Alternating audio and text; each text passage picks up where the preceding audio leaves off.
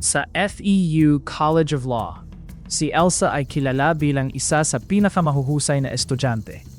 Hindi siya maingay at hindi rin siya mahilig magpasikat. Pero kapag recitation na, halos walang gustong sumunod pagkatapos niya. Malinaw siyang magsalita, diretso ang sagot, at halatang handa sa bawat klase. Marami ang humahanga sa kanya. Sa tingin ng karamihan, maayos ang buhay niya. "Grabe ka talaga, Elsa," sabi ni Lenny habang naglalakad sila palabas ng classroom. Parang hindi ka nauubusan ng sagot. Ngumiti si Elsa kahit halatang pagod ang mga mata niya. "Nag-aral lang ako." "Hindi lang iyan," sabat ni Jonas. "Kahit noong tinanong ka kanina tungkol sa equal protection, parang hindi ka man lang natakot." "Kabado ako," sagot ni Elsa. "Talaga?" tanong ni Lenny. Hindi halata. Hindi lahat ng kaba nakikita sa mukha. Napatawa si Jonas. "Pati simpleng sagot mo, parang nasa recitation pa rin." Mumiti si Elsa. Pero sa loob niya, ramdam niya ang bigat ng katawan. Gusto na niyang umupo. Gusto na niyang humiga. Gusto na niyang ipikit ang mga mata niya kahit ilang minuto lang. Pero hindi pa pwede. Hindi pa tapos ang araw niya. "Elsa, sasabay ka ba sa amin?" tanong ni Lenny. "Kakain muna kami sa labas." Umilin siya. "Hindi na. May pupuntahan pa ako." "Library?" tanong ni Jonas. "Hindi." "Trabaho?" maingat na tanong ni Lenny. Sandaling natahimik si Elsa. "Oo." Napabuntong hininga si Jonas. "Ang hirap ng ginagawa mo. Law school sa umaga, trabaho sa gabi." "Kaya ko ta," sabi ni Elsa. Pero sa totoo lang, hindi niya alam kung hanggang kailan. Pagkatapos ng klase, dumiretso siya sa maliit na silid sa likod ng mansion ng mga amo niya. Isang kama, isang mesa, isang electric fan, at isang estante ng mga libro at kodal. Iyon lang ang laman ng kanyang mundo. Wala nang mga magulang na naghihintay sa kanya. Wala nang magtatanong kung kumain na ba siya o pagod na ba siya. Matagal na silang wala. At matagal na rin niyang natutunang akuin ang lahat ng mag-isa. Mabilis siyang nagpalit ng damit at tumingin sa maliit na salamin. "Kaya mo pa," bulong niya sa sarili. Pagdating niya sa malaking bahay na pinagtatrabahuhan niya, dumaan siya sa likod na pinto gaya ng dati. Ayaw niyang makita siya ng mga bisita o ng kung sino mang maaring makakilala sa kanya. Pagpasok niya sa kusina, agad siyang sinalubong ni Manang Cora. "Elsa, buti dumating ka na," sabi nito. "Pakibilisan ang pag-aayos sa kwarto sa itaas." "Bakit po, Manang?" tanong niya habang inilalapag ang bag. "Uuwi na raw si Sir Rico." Napatigil si Elsa. "Uuwi po?" "Oo," sagot ni Manang Cora. "Matagal na raw hindi umuuwi rito." Lumapit si Nena, kapwa niya kasambahay, at bumulong. "Hindi ba sa kondo siya namamalagi?" "Oo nga," sabi ni Manang Cora habang nag-aayos ng mga plato. May tampo raw kasi sa mga magulang niya noon, kaya matagal siyang hindi umuuwi rito, sa bahay. Doon lang siya sa kondo niya tumitira. Napalunok si Elsa.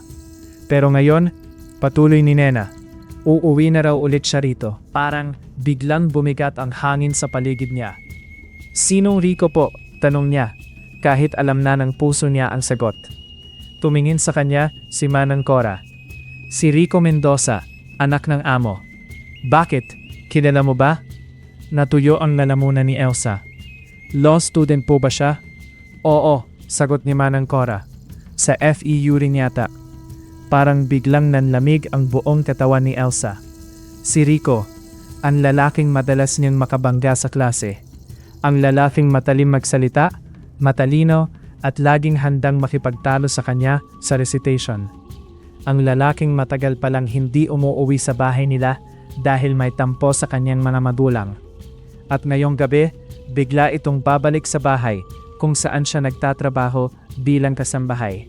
"Elsa," napakurap siya. "Po, natutulala ka?" sabi ni Manang Cora. "Kumilos ka na. Mamaya na ang pag-iisip." "Opo." Tahimik siyang umakyat sa kwarto. Habang inaayos niya ang kama, pinapalitan ng punda, at pinupunasan ng mesa, hindi mapigil ang takbo ng isip niya. Matagal pa lang wala si Rico sa bahay na ito. Kaya hindi sila nagkita rito kailanman. Kaya ligtas ang lihim niya noon. Pero ngayon, babalik na ito. Paano kung makilala siya? Paano kung makita siya nitong nakasuot ng unipormeng pangkasambahay? Paano kung bukas, iba na ang tingin nito sa kanya sa FEU? Pumasok si Nena sa kwarto, may hawak na tuwalya. Uy, sabi nito, mukhang maputla ka. Ayos lang ako. Hindi ka mukhang ayos. Kinabahan ka, ano? Tahimik na ipinagpatuloy ni Elsa ang pag-aayos ng kumot. Magkaklase kami. Ay nako, sabi ni Nena. Iyon lang ang nasabi nito, pero sapat na yon para lalong kumabog ang dibdib ni Elsa. Hindi niya pwedeng malaman, mahina niyang sabi. Bakit naman? Huminto si Elsa at tumingin sa bintana. Sa labas, unti-unti nang dumidilim ang langit. Dahil ayokong kaawaan ako. Hindi agad sumagot si Nena. Maya-maya, marahan nitong sinabi. Ang pagtatrabaho ng marangal ay hindi nakakahiya. Alam ko, sagot ni Elsa. Pero hindi lahat marunong umunawa. Lumipas ang ilang oras. Naghain siya ng pagkain, nag-ayos ng sala, at paulit-ulit na napapatingin sa labas sa tuwing may maririnig siyang tunog ng sasakyan. Nang makauwi siya sa kanyang maliit na silid, halos hindi na niya maitaas ang paa sa pagod. Umupo siya sa gilid ng kama at napayuko. Mukhang isang malakas na ihip na lang, matutumba ka na, sabi ng isang pamilyar na boses. Nag-angat siya ng tingin. Naroon si Dodong, nakaupo sa ibabaw ng mesa, katabi ang maliit na takure. Pagod lang ako, sabi ni Elsa. Pagod? Ang tawag dyan, halos kaladkarin mo na ang sarili mo. Napahina ang tawa niya. Ikaw talaga. Nagsimulang magtimpla ng kape si Dodong. Agad kumalat sa silid ang mabangong amoy ng mahiwagang kape.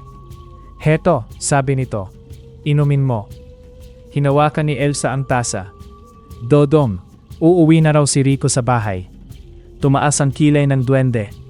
Iyong law student na laging nakikipagtalo sa'yo? Oo. Iyong matagal hindi umuuwi dahil may tampo sa mga magulang niya? Tumango si Elsa. Sabi ni Dodong. Magulo iyan, natatakot ako.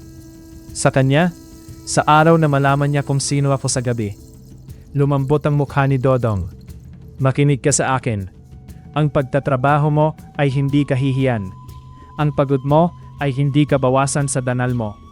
Pero oo, may mga taong hindi marunong umunawa. Kaya hanggat kaya ko, babantayan kita. Uminom si Elsa ng kape. Sa unang higop, gumaan ang dibdib niya. Sa pangalawa, luminaw ang isip niya. Sa pangatlo, parang may kaunting lakas na bumalik sa katawan niyang halos maupos na. Pagkatapos, pareho silang napatingin sa bintana. Sa malayo, may humintong sasakyan sa tapat ng malaking bahay. Dumating na si Rico. At sa sandaling iyon, alam ni Elsa na ang lihim niyang dalawang buhay ay mas mahirap nang itago. Mula sa maliit na bintana ng inuupahan niyang silid, tanaw ni Elsa ang liwanag ng sasakyang huminto sa tapat ng malaking bahay. Hindi man niya kita ng malinaw ang mukha ng bumaba, sapat na ang tindig nito upang kumabog ang dibdib niya. Si Rico, na tahimik siyang napaupo sa gilid ng kama. Hawak pa rin ang tasa ng kape. Sa tabi niya, nakatayo si Dodong, nakapamayawang at nakakunot ang noo. Ayan na ang problema mo, sabi ni Dodong. Huwag mo naman siyang tawaging problema. Ano, pagkakataon, sagot ng duwende. Mukha kang ang iiyak. Hindi sumagot si Elsa. Nakatingin lang siya sa bintana, para bang may mangyayari agad kahit nasa malayo pa ang lalaki. Dodong, mahina niyang sabi. Paano kung makilala niya ako? Di huwag mo siyang tingnan. Hindi ganoon kadali. Kung hindi madali, ako ang gagawa ng paraan. Nabalingon si Elsa. Anong ibig mong sabihin?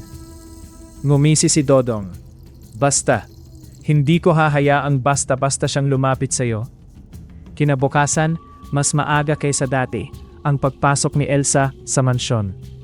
Kailangan niyang maghanda ng almusal at mag-ayos ng hapag bago tuluyang magising ang mga tao sa bahay. Tahimik siyang kumikilos sa kusina, pero ang isip niya ay hindi mapakali. Maya-maya, dumating si Nena na may dalang tray. Nako, sabi nito, kising na raw si Sir Rico. Parang may humigpit sa dibdib ni Elsa. Talaga? Oo. At sabi ni Manang Cora, ikaw raw ang magdadala ng kape sa study room. Halos mabitawan ni Elsa ang hawak niyang kutsara. Ako? Oo. Bakit ka namumutla? Ako na lang po, sigaw ni Elsa. Sabay lingon kay Manang Cora na kararating lang. Tumingin sa kanya ang matanda. Bakit? Marunong ka namang magdala ng kape. Hindi po sa ganon. Ano? Hindi agad nakasagot si Elsa. Napansin iyon ni Nena, kaya mabilis itong sumingit. Pagod pa kasi siya kagabi, Manang. Baka po matapon. Umirap si Manang Cora. Mas lalong matapon kung ang kaba ang paiiralim. Elsa, ikaw ang pumunta. Binisan mo. Wala nang nagawa si Elsa. Inayos niya ang tray. 2 tasa, isang maliit na pitsel ng gatas, asukal at ilang tinapay. Nanginginig ang kamay niya habang naglalakad sa pasilyo papunta sa study room. Bago siya kumatok, biglang may bumulong sa tabi ng tainga niya. Yukuan mo lang, huwag tang titingin. Si Dodong. Dodong, umayos ka, bulong ni Elsa. Ako nga ang maayos dito. Kumatok siya. Come in, sabi ng pamilyar na boses sa loob. Pumasok si Elsa nang nakayuko. Ramdam niya agad ang presensya ni Rico sa silid. Hindi niya ito kailangang tingnan para malaman na siya iyon. Ang boses pa lang nito, sapat nang magpaalala ng bawat argumento nila sa klase. Ilagay mo na lang diyan, sabi ni Rico. Opo sir, mahinang sagot ni Elsa. Pagkasabi niya noon, biglang natahimik ang buong silid. Naramdaman ni Elsa ang titig ni Rico. Anong pangalan mo? Tanong nito. Lalo siyang yumuko. Elsa po. May ilang segundong katahimikan. Pamilyar ang boses mo, sabi ni Rico. Muntik nang huminto ang paghinga niya. Nako, papulong na sabi ni Dodong mula sa sulok. Simula na. Hindi po sir, sagot ni Elsa, pilit pinapababa ang boses. Baka po napagkamalan niyo lang. Tumingin ka nga. Lalong bumilis ang tibok ng puso niya. Hindi siya kumilos. Sir, may kailangan pa po ako sa kusina. Bago pa muling makapagsalita si Rico, biglang kumislap ang ilaw sa study room. 1 beses, 2 beses, 3 beses. Napakunot ang noo ni Rico. Anong nangyayari rito? Baka po sa bombilya, mabilis na sagot ni Elsa. At bago pa siya mapigilan, mabilis na siyang lumabas. Pagkapasok niya sa kusina, napasandal siya sa dingding at mariing napapikit. Hindi ka pa rin halata niyan? Tanong ni Nena. Hindi ko alam. Anong sabi niya? Pamilyar daw ang boses ko. Patay, sabi ni Nena. Hindi pa, singit ni Dodong, na biglang lumitaw sa ibabaw ng cabinet. Habang nandito ako, walang makakakilala. Pagsapit ng umaga, nagtungo si Elsa sa FEU na kulang sa tulog at puno ng kaba.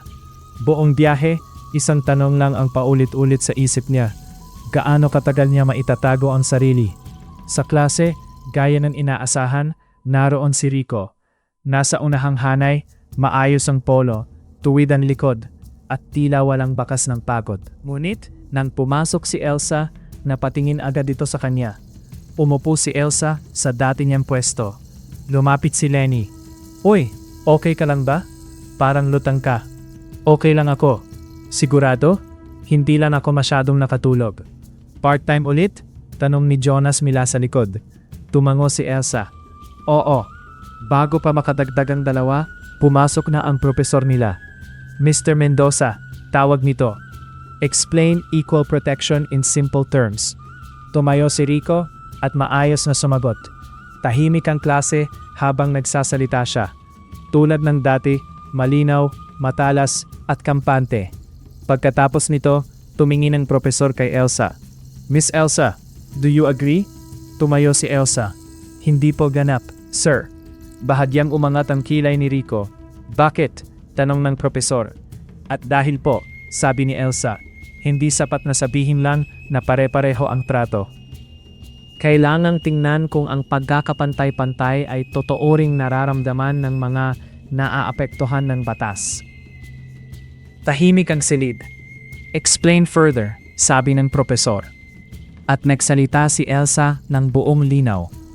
Habang nagsasalita siya, ramdam niya ang titig ni Rico. Hindi ordinaryong tingin iyon. Para iyong may hinahanap. Para iyong sinusubukang buuin ang isang bagay na hindi niya maipangalan. Pagkatapos ng klase, sabay-sabay lumabas ang mga estudyante. Galing mo na naman, sabi ni Lenny. Oo nga, sabi ni Jonas. Halatang na-challenge mo na naman, si Rico. Hindi ko siya hinahamon, sagot ni Elsa. Talaga? Tanong ng isang bagong boses. Lahat sila napalingon. Nakatayo si Rico sa likod nila. Kung hindi mo ako hinahamon, sabi nito kay Elsa, bakit parang laging may sagot ka sa lahat ng sinasabi ko? Hindi agad sumagot si Elsa. Pinilit niyang panatilihing kalmado ang mukha niya. Dahil hindi lahat ng sinasabi mo ay tama, sagot niya. Bahagyang nangumiti si Rico. At hindi rin lahat ng sinasabi mo ay madaling kontrahin. Nagtinginan sina Lenny at Jonas. Aalis na kami, bulong ni Lenny, sabay hila kay Jonas. Naiwan sina Elsa at Rico sa hallway. Tayo ba'y nagkita na dati? Tanong ni Rico. Nanlamig ang likod ni Elsa. Araw-araw tayong nakikita rito, hindi sa FEU. Bago siya makasagot, biglang lumuwag ang kurbata ni Rico at nahulog pababa. Ano ba? Sabi nito, sabay hawak sa leeg. Sa di kalayuan, narinig ni Elsa ang mahinang tawa ni Dodong. Malas ka yata ngayon, sabi niya, kahit gusto na niyang kabahan. Nakatingin si Rico sa kanya, litong-lito. At si Elsa, sa unang pagkakataon, ay mas lalong natakot. Hindi lang dahil baka mabunyag ang lihim niya, kundi dahil pakiramdam niya, mas lalo pang lalapit ang lalaking hindi dapat makalapit. Mabilis na tumalikod si Elsa at naglakad palayo. Hindi na niya hinintay kung may idadagdag pa si Rico. Ramdam niya ang lakas ng tibok ng puso niya, na para bang maririnig iyon ng lahat ng dumaraan sa hallway. Pagdating niya sa dulo ng pasilyo, nadatnan siya ni Lenny. Elsa, anong nangyari? Tanong nito. Parang may humabol sa'yo. Wala, sagot niya agad. Wala? Singit ni Jonas na kararating lang. Mukha kang nakita ng multo. Napilitang numiti si Elsa. Pagod lang. Ayan na naman tayo sa pagod lang, sabi ni Lenny. Lagi mo nang sinasabi iyan. Dahil iyon naman ang totoo. Tiningnan siya ni Jonas mula ulo hanggang paa. Hindi lang pagod iyan. Parang 3 araw kang hindi natulog. Hindi sumagot si Elsa.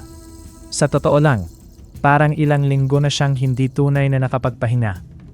May mga gabi kasing nakapikit ang mga mata niya, pero gising pa rin ang isip niya. Iniisip niya ang klase, ang trabaho, ang renta, ang mga bayarin, at ngayon, pati si Rico. May pasok pa tayong mamaya sa legal ethics, paalala ni Lenny. Kaya mo pa ba? Kaya ko. Lagi mo talagang sinasabi iyan, sabi ni Lenny. Mas mahina ang boses. Minsan gusto ko nang kalubin ka, para lang sabihin mong hindi mo na kaya. Napatingin si Elsa sa kaibigan niya. May init sa dibdib niya. Iyong init na dumarating kapag may taong totoong nag-aalala. Kung sasabihin ko kasing hindi ko kaya, bulong niya. Parang wala rin namang magbabago. Tahimik sina Lenny at Jonas.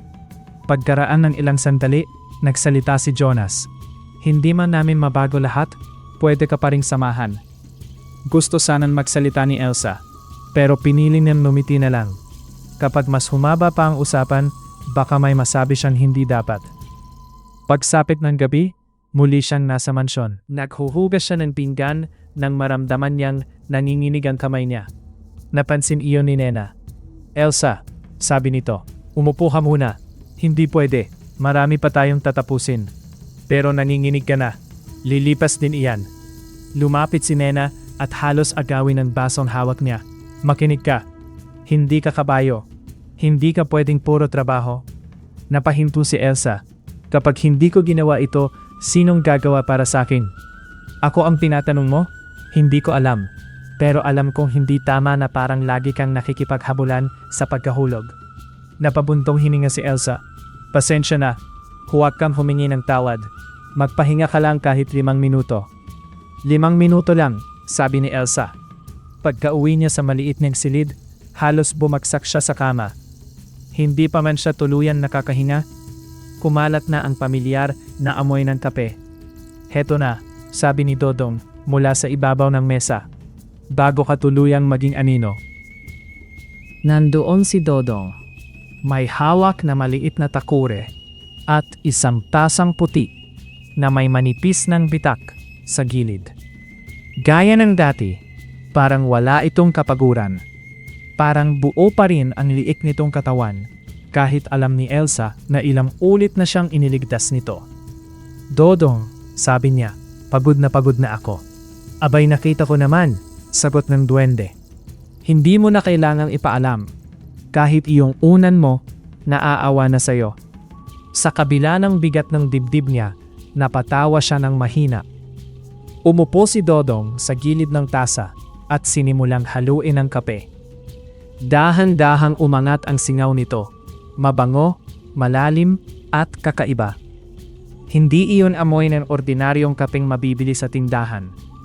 Mas mabango ito, mas banayad, at may kung anong halong lamig ng umaga at init ng bagong sikat ng araw. "Dodong," tanong ni Elsa habang pinagmamasdan siya, "saan ba talaga galing iyan?" Hindi agad sumagot si Dodong. Tumingin muna ito sa tasa na para bang may inaalalang malayong lugar. "Sa lihim na hardin ng kaharian ng mga duwende," sabi niya sa wakas. "Doon tumutubo ang mga butil na iyan. Hindi sila tumutubo sa ordinaryong lupa. Ang ugat nila ay nasa lupang dinidiligan ng hamog na unang bumabagsak tuwing madaling araw. Ang mga dahon nila ay sinasalo ang liwanag ng buwan, at ang bunga nila hindi basta pinitas." Tahimik na nakinig si Elsa. Kapag may pusong lumalaban para sa danggal, para sa pangarap, at para sa pagmamahal, patuloy ni Dodong, doon lang pinapayagan ng hardin na mamunga ang mga puno. Hindi iyan para sa tamad, hindi iyan para sa sakim, hindi iyan para sa mga taong nabubuhay lang para sa luho. "Tapos ibinibigay mo sa akin?" mahinang tanong ni Elsa. "Hindi ko ibinibigay sa iyo dahil naaawa ako," sabi ni Dodong. "Ibinibigay ko iyan sa iyo dahil karapat-dapat ka." Nagdilim ang mga mata ni Elsa, hindi sa galit, kundi sa biglang pag-ipon ng luha. Minsan, hindi ko na alam kung karapat-dapat pa ba ako sa kahit ano. Napakurap si Dodong. "Ayan ka na naman. Totoo naman, huwag mong ipagsisigawan ang pagdududa mo na para bang iyon ang katotohanan. Pagod ka lang." "Hindi lang pagod, Dodong. Natatakot din ako." "Kay Rico?" "Oo, at hindi." Humawak siya sa tasa. "Takot akong mabunyag. Takot akong husgahan. Takot din akong baka masanay akong may umaalalay. Tapos isang araw, hindi ko na kayanin ang mag-isa." Lumambot ang mukha ni Dodong. "Makinig ka sa akin, Elsa. Ang kaping ito galing sa lihim na hardin ng kaharian ng mga duwende. May hiwaga ito. Oo. Pero hindi nito ginagawa ang lahat para sa'yo. Hindi nito pinapalitan ang talino mo. Hindi nito hinuhubog ang danggal mo. Hindi nito binubuo ang kapang mo mula sa wala. Tinapalakas lang nito ang meron ka na." Napayuko si Elsa. "Kapag uminom ka nito," dagdag ni Dodong, "humuhupa ang panghihina ng katawan mo. Lumilinaw ang isip mo. Dumagaan ng kaunti ang hininga mo. Pero ikaw pa rin ang naglalakad. Ikaw pa rin ang nagbabasa ng kaso. Ikaw pa rin ang humaharap sa recitation." Tahimik na tumango si Elsa. "Inumin mo na," sabi ni Dodong. Sayang ang singaw. Inanat niya ang tasa at uminom. Sa unang higop, gumaan ang mabigat niyang dibdib. Sa pangalawa, nawala ang bahagyang hilo sa ulo niya. Sa pangatlo, parang may banayad na init na kumalat sa buong katawan niya. Hindi sobrang lakas, hindi mahika na parang kiblat, kundi isang mahinahong sigla na nagsasabing kaya pa niyang bumangon bukas. Kinabukasan, maaga siyang pumasok sa FEU. Sa koridor pa lang, nadatnan na siya ni Lenny. "Elsa," sabi nito, "iba ka ngayon. Kagabi mukha kang hihimatayin, tapos ngayon parang buo ka na ulit." "Mas nakaayos lang ang tulog ko," sagot niya. Napataras ang kilay ni Jonas. "Talaga? Baka may sikreto kang iniinom." Napangiti si Elsa. Tubig. Sinungaling, sabi ni Jonas, sabay tawa. Sa klase, muling natawag si Rico sa recitation. Maayos itong sumagot, gaya ng dati. Pero nang turn na ni Elsa, mas maikting ang katahimikan sa silid. Arabang lahat ay naghihintay kung mabibitin ba siya mayon. Ngunit hindi, malinaw ang boses niya, matatag, direkta. Pagkatapos ng klase, habang nag-aayos siya ng libro, lumapit si Rico. Pwede pa kitang makausap? Nag-angat siya ng tingin. Ano na naman? Hindi agad sumabot si Rico. Tiningnan muna siya nito, pero hindi mapangahas ang tingin, kundi parang totoong nagtataka. Napapansin ko lang, sabi nito. Kahit halatang pagod ka, hindi ka bumibigay. Bahagyang kumabog ang dibdib ni Elsa. Bakit mo ba iyan pinapansin? Hindi ko rin alam, tapat na sagot ni Rico. Siguro dahil hindi ako sanay makakita ng taong ganoon katatag. Natahimik siya. Akala ng iba, patuloy ni Rico, madali lang sa mga matatalino. Pero sa'yo, parang may mas malalim pa. Parang may dinadala kang hindi nakikita ng lahat. Muling pumalik ang kaba ni Elsa, pero may halo na iyong ibang pakiramdam. Hindi na purong takot, may kaunting pagkalito, may kaunting init. Hindi mo kailangang isipin yan, sabi niya. Baka gusto ko, sagot ni Rico. Hindi na siya nakasagot. Sa gabing iyon, habang mag-isa siya sa kanyang silid at hawak ang tasa ng kape, inalala niya ang sinabi ni Dodong tungkol sa lihim na hardin ng kaharian ng mga duwende.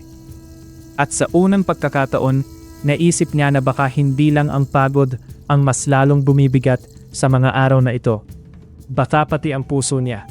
Tahimik si Elsa habang nakatingin sa singaw ng kape. Sa maliit niyang silid, tanging ugong ng electric fan at mahinang kaluskos ng mga dahon sa labas ang maririnig. Sa ibabaw ng mesa, nakaupo si Dodong.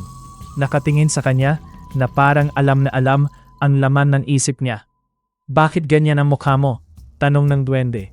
Parang hindi kape ang iniinom mo, kundi problema.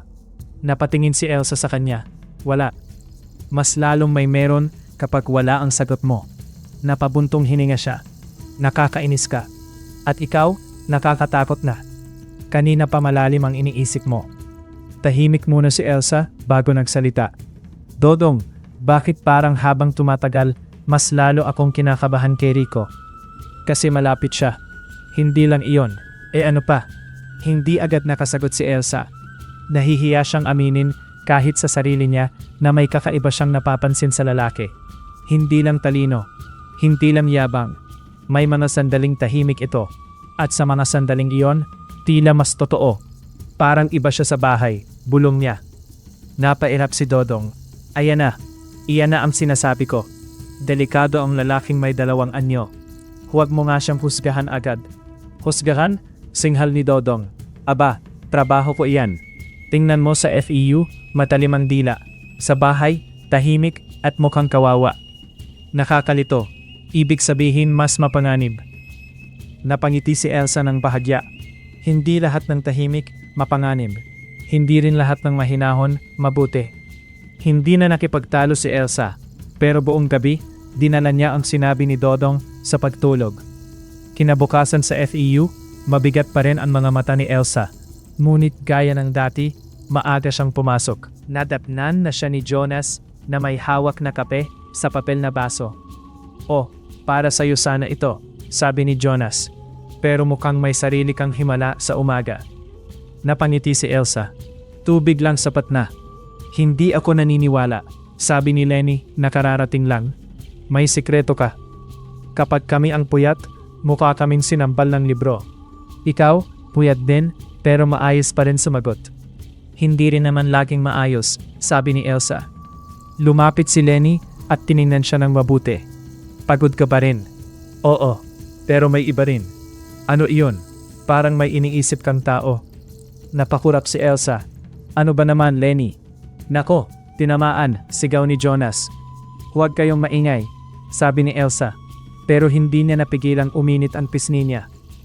Pagpasok sa klase, naroon na si Rico.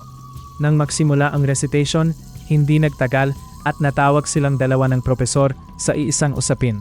Mr. Mendoza, sabi ng propesor, What is the purpose of procedural DFEU process? Tumayo si Rico at maayos na sumagot. Malinaw ang paliwanag nito.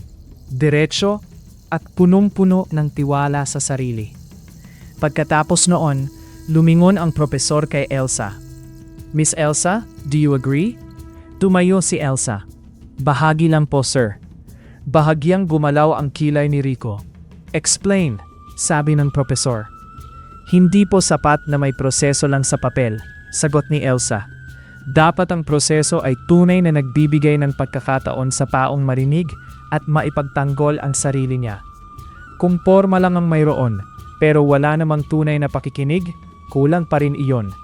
Tahimik ang silid. Pagkatapos ng paliwanag niya, si Rico naman ang nagsalita. Pero kung palalawakin natin ng sobra ang kahulugan, sabi nito, baka mawala ang hangganan ng batas. Napatingin si Elsa sa kanya. At kung masyado naman itong hihigpitan, baka mawala ang katarungan. Nagkaroon ng maikling katahimikan. Pagkatapos ay nagsalita ang propesor. Halatang nasisiyahan. Good. Iyan ang gusto kong marinig. Debate, not noise.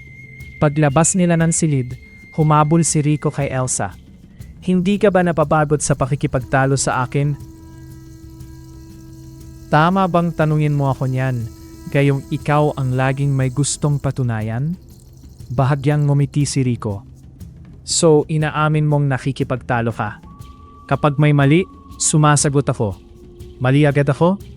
Hindi palagi, sagot ni Elsa. Pero madalas, masyado kang sigurado sa sarili mo. Natawa si Rico. Maikli pero totoo. At ikaw, masyado kang sanay na may sagot sa lahat. Hindi rin? Talaga? Sabi nito. Kasi sa tingin ko, kahit pagod ka, hindi ka sumusuko. Nanahimik si Elsa. May kung anong bigat sa tono ni Rico. Hindi iyon pang-asar. Parang paghanga. At iyon ang mas nakapagpakaba sa kanya. Kinagabihan, pagdating niya sa mansyon, nadatnan niya si Rico sa may hagdanan. May hawak itong folder at tila may iniisip. Bigla itong humakbang pababa, pero sa mismong huling baitang, tila may kung anong sumabit sa sapatos nito. Ano ba? Sabi ni Rico, sabay hawak sa railings. Sa di kalayuan, pinipigilan ni Dodong ang tawa. Napangiwi si Elsa. Dodong, aksidente, pabulong na sagot nito. Nakita siya ni Rico. Ikaw, yumuko agad si Elsa. May iuutos po ba, sir? Tiningnan siya ni Rico ng ilang segundo. Wala. Pero parang lagi kitang nakikita sa maling oras. Hindi siya sumagot. Hindi ka ba napapagod? Tanong muli ni Rico, mas mahina ngayon. Bago pa makasagot si Elsa, dumating si Nena na may dalang tray ng tsaa. Ngunit sa hindi inaasahang sandali, tila may humipong maliit na puwersa sa siko nito. Ay! Sigaw ni Nena. Bahagyang natapon ang tsaa sa manggas ni Rico. Napaatras si Rico. Mainit? Pasensya na po, sabi ni Nena. Gulat na gulat. Mula sa sulok, nakangisi si Dodong. Dodong, bulong ni Elsa ng mariin. Aba, maliit lang iyon, sagot nito. Huminga ng malalim si Rico. Okay lang, huwag kang mag-alala. Nagulat si Elsa sa lambot ng boses nito. Iba na naman, hindi ang Rico sa classroom, hindi ang Rico sa hallway, kundi isang tahimik na lalaking mukhang pagod din. Nang gabing iyon, habang pinupunasan ni Elsa ang mahabang mesa sa sala, narinig niyang may kausap si Rico sa telepono sa kabilang silid. Hindi ko sinasabing galit ako habang buhay, sabi ni Rico. Ang sinasabi ko lang, hindi madaling bumalik na parang walang nangyari. Tahimik si Elsa habang nakikinig. Hindi niya alam ang buong kwento, pero ramdam niya ang bigat sa boses nito. Hindi iyon boses ng hambog. Boses iyon ng taong may sugat na ayaw ipakita. Pag uwi niya sa silid niya, nadatnan niya si Dodong na nakakunot na naman ang noo. Ayan, sabi nito, mas lalo kang nalilito. Tahimik si Elsa. Sabihin mo nga, anong nakikita mo sa lalaking iyan? Wala, sagot niya, pero mahina. Sinungaling. Umupo si Elsa sa kama. Hindi ko alam. Sa FEU, lagi siyang handang makipagbanggaan. Sa bahay, minsan, parang may mabigat siyang dala. Eksakto, kaya delikado. Kapag may lalim ang tao, mas madaling mahulog. Napayuko si Elsa. Alam niyang tama si Dodong. Ngunit sa kabila ng mga kalokohan, mga natapong tsaa, mga kusang nagsarang pinto, at mga biglang pagkatisod, hindi lumalayo si Rico. Sa halip, mas lalo itong tumitingin. Mas lalo itong nagtatanong. At mas lalo itong lumalapit sa misteryosong dalagang tila laging nasa gilid lamang ng kanyang paningin. Pag-uwi ni Elsa sa kanyang maliit na silid ng gabing iyon, hindi siya agad nakapagpalit ng damit. Umupo lang siya sa gilid ng kama at matagal na nakatingin sa sahig. Tahimik ang buong paligid, ngunit maingay ang isip niya. Nasa harap pa rin ng mata niya ang mukha ni Rico. Ang paraan ng pagtitig nito, ang mga tanong nito, at ang kakaibang lambot ng boses nito kapag nasa mansyon sila. Sa ibabaw ng mesa, nakaupo si Dodong at pinagmamasdan siya. Kanina ka pa parang nawawala, sabi ng duwende. Huwag mong sabihin iniisip mo na naman ang anak mayaman iyan. Napatingin si Elsa. Hindi ko alam ang iisipin ko. Madali lang iyan, huwag mo siyang isipin. Dodong, hindi ganoon kadali. Bakit hindi? Dahan-dahang napabuntong hininga si Elsa. Kasi habang tumatagal, mas marami akong nakikita. Hindi lang iyong yabang niya sa FEU. May iba pa. Ayan na nga, sabi ni Dodong na umiirap. Kapag may iba pa, diyan nagsisimula ang gulo. Hindi napigilan ni Elsa ang mapangiti ng kaunti. Bakit ka ba galit na galit sa kanya? Hindi agad sumagot si Dodong. Sa halip, tumalon siya mula mesa, pababa, sa lumang baul at naupo roon. Sa unang pagkakataon ng gabing iyon, hindi siya mukhang palabiro. Tahimik siya. Mabigat ang mukha. Dahil nakita ko na kung gaano kasakit para sa'yo ang mabigo, sabi niya. At ayokong may isa na namang taong tumaan sa buhay mo para guluhin ka. Hindi naman lahat ng tao nananakit. Hindi rin lahat ng tao nananatili. Tumahimik si Elsa. Ramdam niya ang bigat ng mga salitang iyon. Maya-maya, mahina siyang nagsalika. Dodong, paano ba talaga nagsimula ang lahat? Bakit ka ba talaga nanatili sa amin? Matagal bago sumagot si Dodong. Tumingin siya sa maliit na bintana, na para bang may nakikita siyang malayo at matandang alaala. Noon, mabagal niyang sabi, bata pa ang lola mo. Hindi pa siya lola nena noon. Nena pa lang siya. Mahaba ang buhok niya, matapang ang mata. At kahit mahirap ang buhay, mabuti ang puso. Napaupo ng maayos si Elsa. Ikukwento mo? Oo, panahon na rin. Humigpit ang hawak ni Elsa sa kumot habang nagsimulang magsalita si Dodong. Isang gabi iyon ng malakas na bagyo, iyong tipong parang puputok ang langit. Malakas ang hangin, baha sa daan. Ang mga tao nagsisipasok na sa bahay, walang gustong lumabas. Pero ang lola mo galing pa sa bukid noon at nagpupumilit makauwi. Sa isip ni Elsa, unti-unting nabuo ang larawan ng isang batang dalaga. Basang-basa sa ulan, naglalakat sa putikan habang yakap ang maliit na bayong. Habang naglalakad siya, patuloy ni Dodong, narinig niya ang mahinang iyak sa ilalim ng isang matandang balete. Hindi tao ang iyak na iyon. Maliit, paos, halos wala ng lakas. Kahit takot ang iba sa malete, lumapit siya. Anong nakita niya? Tanong ni Elsa. Mahina ang boses. Ako, sagot ni Dodong. Maliit, gutom, sugatan, at nanginginig sa ginaw. Noong mga panahong iyon, may mga taong naghahanap sa akin. Gusto nila akong hulihin. Gusto nila akong saktan. Kaya nagtago ako sa ilalim ng balete, pero inabot pa rin ako ng bagyo. Napalunok si Elsa. Hindi siya natakot? Natawa ng bahagya si Dodong. Iyon ang kakaiba sa lola mo. Sa halip na tumakbo, lumuhod siya sa harap ko. At dito, nagbago ang tono ng kwento. Parang naririnig na ni Elsa ang mismong boses ng bata pang si Nena sa alaala ni Dodong. Ikaw ba ang umiiyak? Tanong ni Nena noon. Lumayo ka, sabi raw ni Dodong, mahina at galit. Hindi mo ako dapat makita. Sugatan ka, sabi ni Nena. At giniginaw ka. Hindi mo ako kilala. Hindi kita kailangang kilala para tulungan. Napapikit si Elsa. Parang naroon siya sa eksenang iyon. Binuhat niya ako, sabi ni Dodong. Binalot niya ako sa tuyong tela sa loob ng bayong niya. Pag-uwi sa bahay, pinaupo niya ako malapit sa kalan at pinakain kanya, bulong ni Elsa. Tumango si Dodong. Mainit na kanin, kaunting asin, at pagkatapos, pinainom niya ako ng mainit na kape. Iyong simpleng kape lang ng tao, pero para sa akin noon, para na iyong buhay. Sa isip ni Elsa, muli niyang narinig ang boses ni Nena. Huwag kang matakot, hindi kita sasaktan. Bakit mo ako tinutulungan? Tanong noon ni Dodong. Kasi kailangan mo ng tulong, sagot ni Nena. Kapag ako ang nanghina, gusto ko ring may tumulong sa akin. Napangiti si Elsa, pero may kirot sa dibdib niya. Lola nga, ulit ni Dodong. Ngayon ay mas mahina na ang tinig. Mula noon, nangako ako na hindi ko pababayaan ang babaeng nagligtas sa akin. At hindi lang siya, pati ang dugo niya, pati ang mga minahal niya. Napatingin si Elsa sa maliit na kahon sa tabi ng unan niya. Naroon ang agimat na iniwan ni Lola Nena bago ito pumanaw.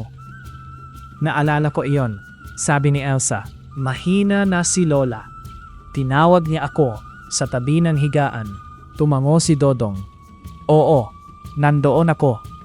Unti-unting pumatak ang luha sa mata ni Elsa habang binabalikan ang alaala. Elsa, sabi noon ng matanda, mahina ngunit malinaw. Darating ang araw na mararamdaman mong nag-iisa ka. Huwag po, Lola. Umiiyak na sagot noon ng batang Elsa. Makinig ka, sabi ni Lola Nena, sabay abot ng agimat. Kapag dumating ang panahong wala ka ng masandalan, tawagin mo lang ang maliit na kaibigan. Sino po iyon? Makikilala mo siya, sabay ngiti ng lola niya. Tahimik ang silid matapos ang kwento. Pinunasan ni Elsa ang luha sa pisngi niya. Kaya ka pala nanatili. Sa simula, oo, utang na loob. At ngayon, tumingin si Dodong sa kanya. Sa unang pagkakataon, wala roong biro, wala ring inis, tanging lambot at katotohanan. Ngayon, sabi niya, hindi na lang dahil sa pangako sa lola mo. Nanatili ako dahil pamilya na kita. Napayuko si Elsa at tuluyan ang napaluha. Lumapit si Dodong at marahang hinawakan ang likod ng kamay niya gamit ang munting palad nito. Kaya ako mabagsik kay Rico, mahina nitong sabi. Hindi dahil galit lang ako, kundi dahil alam ko kung gaano ka kahalaga. Umiyak si Elsa, ngunit sa gitna ng sakit at pagod, may init sa puso niyang dahan-dahang bumabalot sa kanya. Dahil sa unang pagkakataon ng gabing iyon, naalala niyang sa kabila ng lahat ng pag-iisa, hindi pala siya kailanman tunay na naiwan. Mahina niyang pinunasan ang pisngi niya at tumingin kay Dodong. Tahimik lang ang duwende, nakaupo sa gilid ng mesa, at sa unang pagkakataon, parang hindi ito naghahanap ng biro. Parang mas mabigat ang iniisip nito kesa sa kanya. Bakit ganyan ka tumingin? Tanong ni Elsa. Wala, sagot ni Dodong. Sinungaling, napabuntong hininga si Dodong. Iniisip ko lang na habang lumalaki ka, mas dumarami rin ang pwedeng makasakit sa'yo. Hindi naman ako salamin. Higit pa sa salamin, sabi ni Dodong. Kapag nabasag ang salamin, pwede pang palitan. Pero ang pusong ilang beses nang napagod, mahirap buuin. Natahimik si Elsa. Ramdam niya ang bigat ng pag-aalaga ni Dodong. Hindi ito basta bantay. Hindi lang ito utang na loob sa lola niya. Totoong may takot ito para sa kanya. Kinabukasan sa FEU, mas maaga pa rin siyang pumasok, kahit halos 2 oras lang ang tulog niya. Sa koridor, nadatnan niya sina Lenny at Jonas na parehong may hawak na reviewer. Elsa, sabi ni Lenny, mukhang hindi ka na naman nagpahinga. Kaunti lang. Kaunti na naman, sabi ni Jonas. Kapag sinabi mong kaunti, ibig sabihin halos wala. Nabubuhay pa naman ako, Sagot ni Elsa. Napailing si Lenny. Hindi iyan ang sukatan. Bago pa siya makasagot, dumaan ang ilang estudyante mula sa mas nakaaangat na pamilya. May isa sa kanila na huminto at tumingin sa kaklasing galing probinsya, si Carlo, na luma ang bag at halatang kinakabahan. "Bro, siguraduhin mong huwag ka na naman pumalya sa report," sabi ng isa. May halong panlilibak. Hindi lahat nadadala sa awa. Napatigil si Elsa. Pamilyar sa kanya ang ganoong tono. Iyong matamis sa ibabaw pero nananakit sa ilalim. Bago pa siya makapagsalita, may isang boses na nauna. "Tama na." Lahat ay napalingon. Si Rico iyon. Tahimik siya pero malamig ang tingin. "Kung may sasabihin kayo tungkol sa report, doon kayo sa laman, huwag sa pagkatao." Bahagyang natawa ang isa. "Wala naman kaming ginagawa." "May ginagawa kayo," sagot ni Rico. At pangit pakinggan. Walang umimik. Ilang segundo lang, nagkanya-kanya na ang mga iyon ng lakad. Napatingin si Carlo kay Rico. "Salamat." Tumangolan si Rico. "Ayusin mo lang ang report mo." Iyon ang sagot sa mga ganyan. Tahimik na pinanood iyon ni Elsa. Sa likod niya, parang may mahinang bulong. "Napansin mo? Si Dodong iyon." Hindi siya sumagot. Hindi niya ipinahiya ang mahina. Dagdag ng duwende. Sa klase, gaya ng dati, mainit ang palitan ni Rico at Ensa. Isang tanong ng propesor ang nauwi sa magkasalungat nilang sagot. "Elsa," sabi ng propesor, "what is fairness in application of law?" Tumayo siya at sumagot ng malinaw. Pagkatapos, si Rico naman ang tinawag. "May kulang sa sinabi niya," sabi ni Rico. Umangat ang kilay ni Elsa. "At may kulang din sa pananaw mo." Bahagyang natawa ang ilang kaklase. "Sige nga," sabi ng propesor. "Kayo na ang mag-usap." Tumingin si Rico kay Elsa. Kapag masyadong maluwag ang pagtingin sa fairness, nawawala ang consistency. At kapag masyado namang makitid, sagot ni Elsa, nawawala ang tao sa loob ng batas. "Hindi pwedeng emosyon lang," sabi ni Rico. "Hindi rin pwedeng porma lang," sagot niya. Tahimik ang buong klase. Ngunit sa gitna ng talas ng usapan nila, may kung anong nagbabago. Hindi na iyon simpleng banggaan. May pakikinig na sa pagitan ng mga pagtutol. Pagkatapos ng klase, sinabayan siya ni Rico sa hallway. "Galit ka ba sa akin?" tanong nito. Napalingon si Elsa. "Bakit ko naman gagawin iyon? Kasi parang lagi mong gustong baliktarin ang bawat sinasabi ko." Huminga siya ng malalim. "Hindi kita binabaliktad. Sumasagot lang ako kapag may hindi ako sang-ayon. At kapag sang-ayon ka, hindi mo napapansin?" Bahagyang napangiti si Rico. "Siguro hindi." May kung anong gumaan sa dibdib ni Elsa. Pero agad niya ring pinigil iyon. Delikado ang daan na iyon. Kinagabihan, sa mansyon, mas lalong naging mabigat ang trabaho dahil may mga bisitang dumaan. Paakyat baba siya sa hagdan, tagadala ng tray, plato at tuwalya. Minsan ay napahawak siya sa dingding dahil biglang nanhina ang tuhod niya. Nakita iyon ni Nena. "Elsa, tama na muna. Hindi pa pwede. Hindi ka bakal." "Alam ko. Bakit parang gusto mong patunayan na kaya mong lampasan ang sarili mong katawan?" Hindi agad sumagot si Elsa. "Kasi kapag huminto ako, wala namang hihinto para sa akin." Napalambot ang mukha ni Nena. Nakakalungkot ka minsan. Bago pa makadagdag si Nena, dumaan si Rico sa kusina. May hawak itong baso ng tubig at tila kagagaling lang sa isang mabigat na usapan sa telepono. Hindi ito nagsalita. Dumiretso lang ito sa ref, kumuha ng lalagyan ng magkain at tahimik na may inilagay sa isang plato. Nakita iyon ni Dodong mula sa ibabaw ng cabinet. Anong ginagawa niya? Pabulong ng duwende. Tahimik lang si Elsa pero nakatingin din siya. Inilapag ni Rico ang plato sa pinakadulong bahagi ng mesa sa kusina. Tinakpan niya iyon at marahang nagsalita na parang para lang sa sarili. Para sa hindi pa kumakain. Pagkatapos ay umalis siya. Naiwan sina Elsa at Dodong na parehong tahimik. Maya-maya, si Nena ang unang lumapit sa plato. Aba, may pagkain. Tiningnan ni Elsa ang takip. Nandon ang ulam at kanin na hindi man marangya pero bagong init pa. Kanino kaya ito? Tanong ni Nena.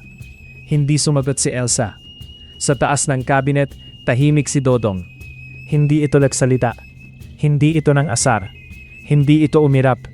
At sa unang pagkakataon, may nakita si Elsa sa mukha nito na hindi niya inaasahan. Pag-aalinlangan. Lumalim ang gabi. Biglang bumuhos ang malakas na ulan. Kumidlat.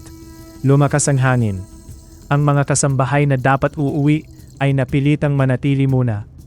Si Elsa ay naatasang maglinis ng kusina at ayusin ang mga natirang damit.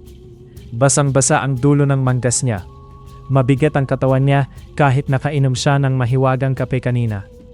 Hindi naman kasi nito binubura ang pagod. Binibigyan lang siya nito ng lakas para magpatuloy. Habang nagpupuna siya ng mesa, may boses na biglang nagsalita mula sa pinto. Hindi ka pa tapos? Nag-angat siya ng tingin. Si Rico. Hindi pa po sir, sagot niya. Agad yuyuko sana, pero pinigilan niya ang sariling masyadong magmukhang takot. Pumasok si Rico sa kusina at sumandan sa may mesa. Sa kauna-unahang pagkakataon, wala itong matulis na tingin. Hindi ka ba umuuwi? Tanong nito. Kapag tapos na po ang trabaho. Gabi na. Alam ko po. Tahimik siyang nagpatuloy sa pagpupunas. Maya-maya, nagsalita si Rico.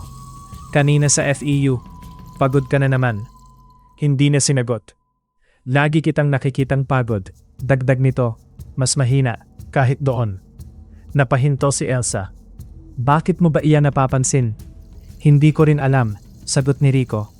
Siguro dahil kahit pagod ka, hindi ka bumibigay. Unti-unting humina ang palikid sa pandinig ni Elsa. Ulan, hangin, kulog, lahat parang lumayo. Tanging boses ni Rico ang malinaw. Hindi lahat ng hindi bumibigay, malakas, sabi niya. Tumingin si Rico sa kanya. Minsan, iyon mismo ang latas. Nagkatinginan sila ng ilang segundo. Hindi na iyon banggaan, hindi na iyon paligsahan. Tahimik lang. Totoo. Lumapit ng bahagya si Rico, waring gustong mas makita ang mukha niya sa ilaw ng kusina. At sa sandaling iyon, kumilos si Dodong. Bumukas ang mga kabinet ng sabay-sabay, kumalabog ang mga plato, at may malamig na hanging dumaan na parang may dalang lihim mula sa madilim na gabi. Napaatras si Rico. Anom? Iyon ang sandaling kailangan ni Elsa. May titingnan po ako sa labas, mabilis niyang sabi, saka tumakbo palayo. Pagdating niya sa maliit niyang silid, hinihingal siya. Basa ang buhok, malamig ang mga kamay, at halo-halo ang kaba at lungkot sa dibdib niya. Nandoon si Dodong, nakatayo lang sa tabi ng bintana. Hindi ito mukhang galit, hindi rin ito mukhang tagumpay. Nag-aalala lang. Dodong, mahina niyang sabi. Lumapit ang duwende at tumingin sa kanya. May mga bagay na hindi ko na kayang harangan ng matagal. Napalunok si Elsa, at may mga damdaming dugtong nito. Kahit takutin mo, kahit ilayo mo, kahit itago mo, kusang lalapit pa rin. Tahimik si Elsa. Alam niyang pareho nilang naramdaman iyon sa kusina. At sa gabing iyon, sa gitna ng ulan at hiwaga, naunawaan nilang dalawa na may pader ng unti-unting nabibitak. At baka hindi na iyon basta maibalik sa dati. Ilang araw matapos ang gabing iyon sa kusina, hindi na mapakali si Elsa. Pakiramdam niya ay may nabago sa hangin sa pagitan nila ni Rico. Sa FEU, ganun ma rin naman ang tingin ng marami sa kanila, magkatunggali, parehong matalino, parehong ayaw magpatalo. Pero sa likod ng mga sagutan nila sa klase, may mga sandaling tahimik na ngayon si Rico kapag nakatingin sa kanya. Parang hindi na lamang argumento ang gusto nitong hanapin.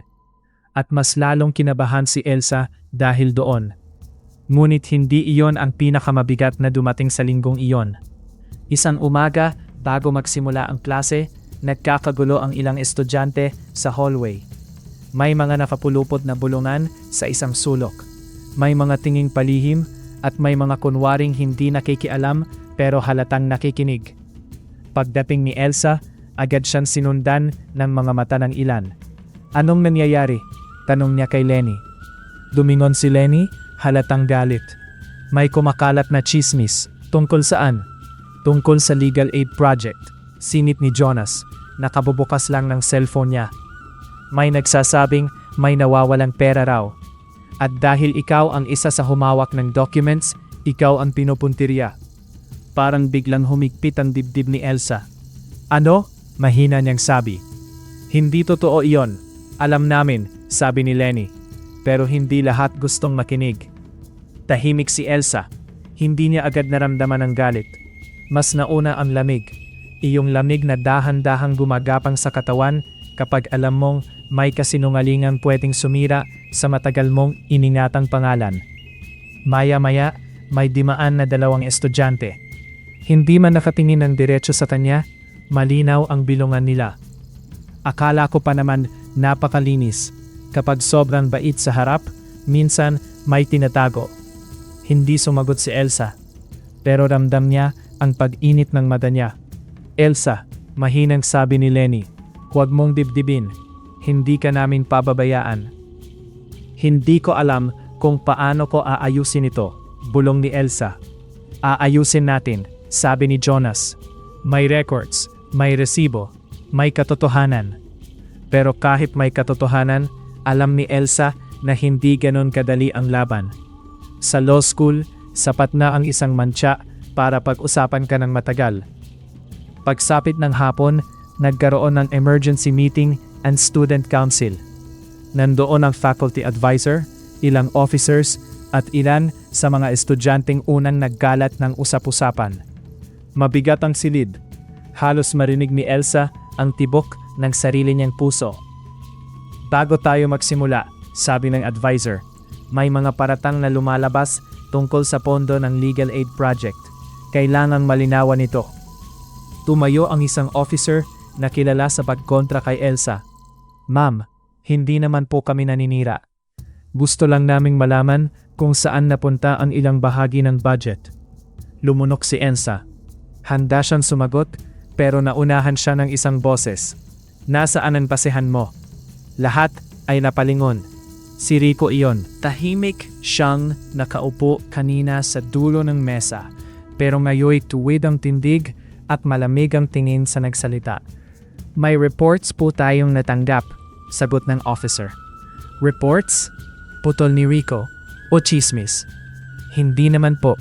Sinuri mo ba ng buo ang records bago ka nagsalita? Dagdag ni Rico. Natahimik ang lalaki. Tumayo si Rico at inilapag sa mesa ang ilang papel. Inisa-isa ko ang liquidation report kagabi. Kumpleto ang pirma, kumpleto ang resibo, at ang sinasabing nawawala ay delayed entry lang sa summary sheet. Tahimik ang buong silid. Nagpatuloy si Rico. Kung may reklamo kayo, ilagay ninyo sa ebidensya. Huwag ninyo siyang husgahan gamit ang bulungan sa hallway. May isang babae mula sa kabilang hanay ang sumingit. Bakit mo siya ipinagtatanggol? Dahil ba magaling siya? O dahil may gusto ka? Bahagyang humigpit ang panga ni Rico bago siya sumagot. Ipinagtatanggol ko siya dahil mali kayo, sabi niya.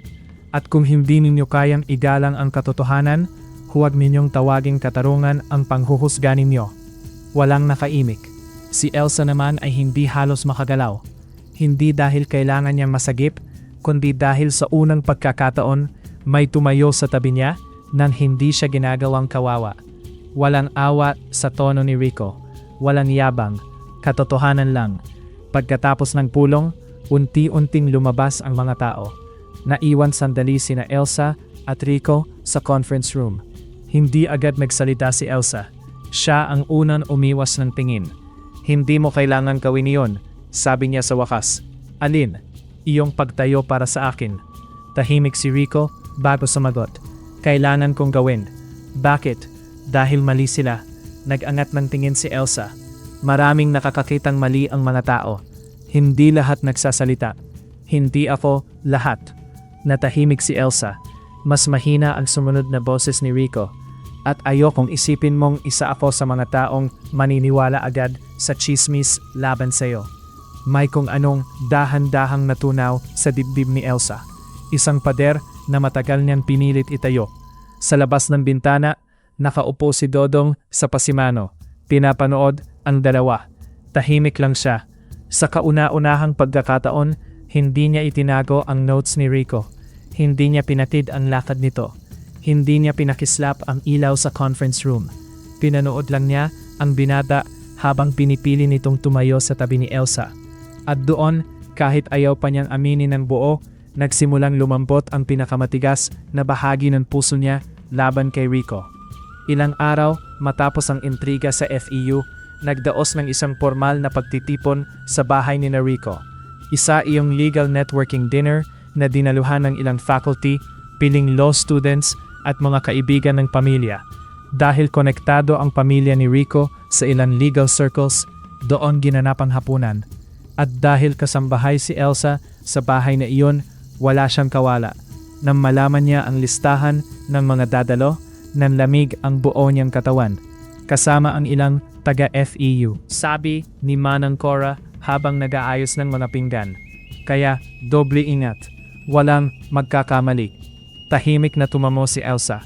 Sa loob niya, parang may unti-unting humihigpit sa dibdib niya. Ito na ang kinatatakutan niya noon pa.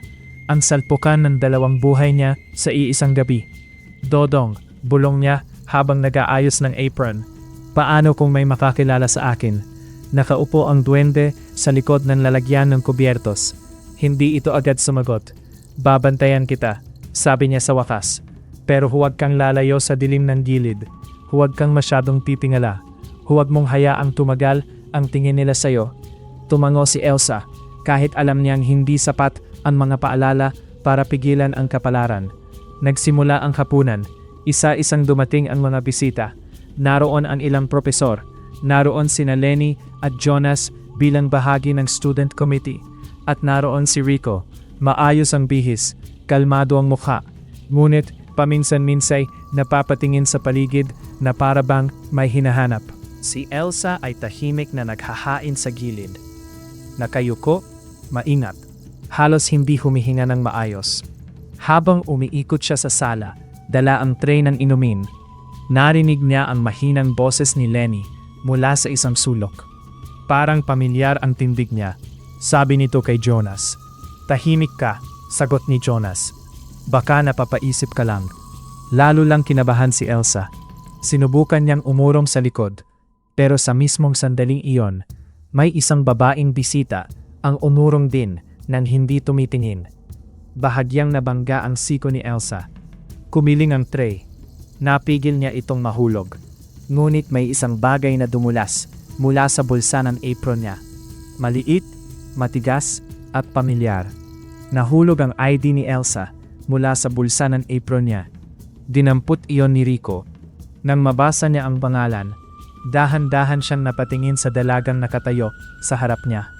Nakayuko, namumutla, at nanginginig sa hiya.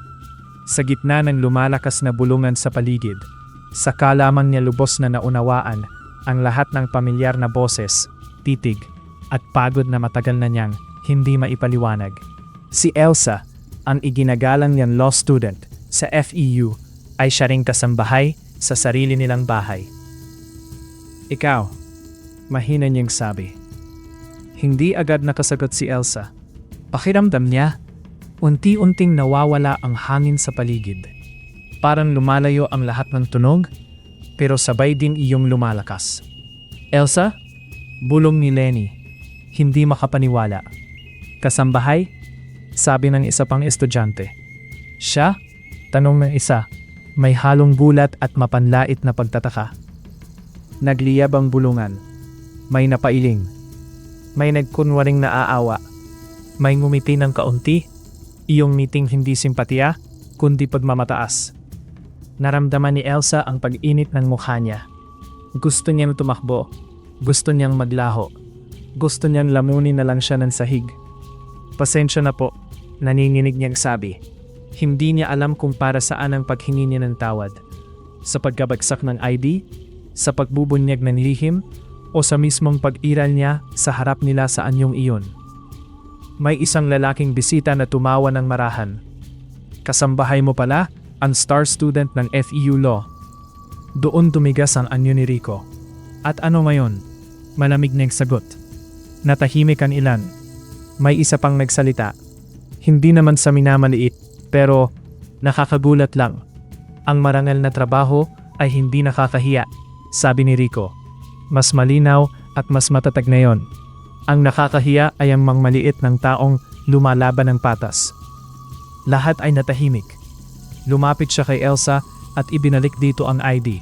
Maingat, parang wala anuman sa kamay niyang nainginig. Hindi siya umatras, hindi siya napahiya sa presensya niya. Hindi rin siya nagpanggap na walang nangyari. Sa halip, tumayo siya sa tabi ni Elsa. Tahimik na nanonood si Dodong mula sa lilim ng estante. At sa sandaling iyon, naramdaman niyang tuluyan ng nabasag ang huling pader ng pagdududa sa loob niya. Matagal niya iyong nilabanan. Matagal niya iyong itinanggi. Ngunit wala na siyang maidadahilan pa. Karapat-dapat si Rico sa puso ni Elsa. Pagkatapos ng gabing iyon, parang nabasag ang manipis na salaming matagal nang pumapalibot sa buhay ni Elsa. Sa FEU, hindi nalihim ang lahat. May mga tumitingin sa kanya na parang iba na siyang tao. May mga bulungang humahabol sa bawat lakad niya. May mga tinging kunwari ay may awa, pero ang totoo ay may halong pagmamataas. Kinabukasan, pagbamon niya, mabigat ang dibdib niya. Ayaw niyang pumasok. Ayaw niyang humarap sa kahit sino. Tahimik siyang nakaupo sa gilid ng kama habang binagmamasdan ang liwanag ng umaga na sumisingit sa bintana. Sa mesa, si Dodong ay abala sa pagtitimpla ng kape. Hindi ako papasok, sabi ni Elsa. Hindi agad sumagot si Dodong. Hinayaan muna niyang umakyat ang singaw ng kape mula sa maliit na tasa bago siya nagsalita. Papayag sana ako, sabi niya, kung takot lang ang dahilan at wala kang laban. Pero hindi iyan ang totoo. Pagod na ako, alam ko. Nahihiya ako, mas alam ko. Napayo ko si Elsa. Pakiramdam ko, kahit anong gawin ko, iyon na lang ang makikita nila. Hindi na si Elsa na law student. Hindi na si Elsa na lumalaban. Iyong kasambahay na lang. Lumapit si Dodong. At ano naman kung makita nila iyon? Kasalanan mo ba ang magtrabaho ng marangal? Hinding-hindi. Mahina niyang sagot. Eh bakit ka nagtatago na parang may ninakaw ka? Tumahimik si Elsa. Masakit ang tanong, pero totoo. Iniabot ni Dodong ang kape. Inumin mo. Galing iyan sa lihim na hardin ng kaharian ng mga duwende. Hindi lang para mairaos mo ang pagod. Para rin maalala mo kung sino ka. Tinagap niya ang tasa. Dodong, bulong niya. Galit ka pa ba kay Rico? Napatingin ang duwende sa bintana. Hindi na tulad ng dati. Bakit? Dahil nakita ko kung paano siya tumayo sa tabi mo nang pwede naman siyang umatras. Uminom si Elsa ng kape. Mainit. Mabango. Parang unti-unting pinapakalma ang bagyo sa loob niya. Pagdating sa FEU, agad niyang naramdaman ang mga tingin. Tahimik ang hallway, pero parang bawat bulungan ay may patutunguhan. Nasa may hagdan sina Lenny at Jonas, naghihintay sa kanya. Elsa, sabi ni Lenny, agad lumapit. Okay ka lang ba? Ayos lang, sagot niya, kahit halatang hindi. Hindi ka naman namin pipilitin magsinungaling, sabi ni Jonas. Pero gusto lang naming malaman mo na wala kaming pakialam kung ano ang trabaho mo sa gabi. Napakurap si Elsa. Salamat. Ang totoo, sabi ni Lenny, mas lalo kitang hinahangaan ngayon. Hindi biro ang ginagawa mo. Muntik na maluha si Elsa, pero pinigilan niya. Habang nag-uusap sila, may ilang estudyanteng dumaan at pabulong na nagsabi, iyan siya. Isa pa ang sumunod. Akala mo kung sino. Bumigat ang mukha ni Jonas. Mga duwag. Bago pa makapagsalita si Elsa, may isang boses na nauna. Kung may sasabihin kayo, lakasan ninyo. Napalingon silang lahat. Si Rico. Tahimik siyang lumapit at tumayo sa tabi ni Elsa na paraban iyon ang pinakanatural na bagay sa mundo. Walang umimik sa mga estudyanteng dumaan. Tuluyan silang umalis. Huminga ng malalim si Elsa. Hindi mo kailangan gawin iyan. Alin? Tanong ni Rico. Iyong laging tumatayo sa tabi ko. Tumingin si Rico sa kanya. At ikaw, kailangan mo bang laging itulak palayo ang mga gustong tumabi? Hindi agad nakasagot si Elsa. Pumasok sila sa klase nang may kakaibang katahimikan sa pagitan nila. Sa recitation, pareho pa rin silang matalas. Pareho pa rin may kontra sa argumento ng isa't isa. Pero ngayon, may respeto ng mas malinaw sa ilalim ng bawat pagtutol. Pagkatapos ng klase, habang nag-aayos si Elsa ng mga papel niya, napansin niyang wala ang isa niyang mahalagang reviewer. Kinabahan siya. Kailangan niya iyon para sa susunod na subject. Nawawala ba? Tanong ni Rico. Oo, nasa akin iyan kanina. Sa labas ng silid, sa ibabaw ng isang mahabang bangko, tahimik na nakapatong ang reviewer. Napatingin si Elsa sa malayo. Sa dulo ng koridor, saglit niyang nasilayan si Dodong na mabilis na nagtago sa likod ng paso. Napangiti siya ng bahagya. May nakita ka? Tanong ni Rico. Wala, sagot niya. Pero mas magaan na ang boses niya. Nang gabing iyon sa mansyon, mas tahimik ang paligid. Kakaunti ang tao. Habang inaayos ni Elsa ang mga libro sa study room, pumasok si Rico. Teka, sabi nito. Iyo ba ito? Hawak nito ang isang ballpen na paborito niyang gamitin. Hindi niya maalala kung paano napunta iyon sa mesa ni Rico. Sa may istante, nakangisi si Dodong. Inilalapit niya ang mga gamit na magbubukas ng pag-uusap.